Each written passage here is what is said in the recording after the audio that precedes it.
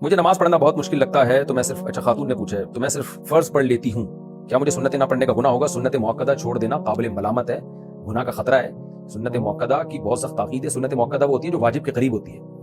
تو جیسے فجر کی 2 سنتیں، ظہر سے پہلے کی 4 سنتیں، ظہر کے بعد کی 2 سنتیں، مغرب کے بعد کی 2 سنتیں، عشاء کے بعد کی 2 سنتیں، تو یہ لازمی پڑھیں آپ۔ ان کا کبھی کبھار تھکاوٹ میں چھوٹ جائیں تو کوئی حرج نہیں ہے، لیکن اس طرح آپ نے کہا کہ میں نہیں پڑھتی تو یہ، اس میں بعض علماء تو کہتے ہیں گناہگار ہوگی، بعض کہتے ہیں گناہ نہیں بھی ہوگا تو قابل ملامت ہے، اور نبی صلی اللہ علیہ وسلم کی سفارش سے محرومی کا ذریعہ ہو سکتی ہے یہ چیز۔ تو یہ موقدہ سنتیں نماز کا، کہ جو ہے نا نماز کی تکمیل کا ذریعہ ہیں، تو ان کو چھوڑنا ٹھیک نہیں ہے۔ نبی صلی اللہ علیہ وسلم جب فجر پڑھی ہے تو 2 سنتوں کے ساتھ ہی پڑھی آپ نے، جب آپ نے ظہر کے فرض پڑھے ہیں تو 4 سنتیں اور 2 سنتوں کے ساتھ ہی پڑھے آپ نے، جب آپ نے مغرب پڑھی ہے تو 2 سنتوں کے ساتھ ہی پڑھی ہے۔ تو اس معنی میں یہ گویا ایک طرح سے نماز کا حصہ بن گئی ہے کہ انہی کے ساتھ، تبھی جہاں فرض نہیں ہوگا تو وہاں سنت نہیں ہوگی۔ اب ایسا نہیں ہو سکتا کہ کوئی فجر کی 2 سنتیں پڑھ لے اور فرض نہ پڑھے، جہاں اور جب فرض پڑھنے ہیں تو ہی 2 سنتیں ہیں، تو پتہ چلا یہ اس کے تابع ہیں سنتیں، اور نبی صلی اللہ علیہ وسلم نے پابندی سے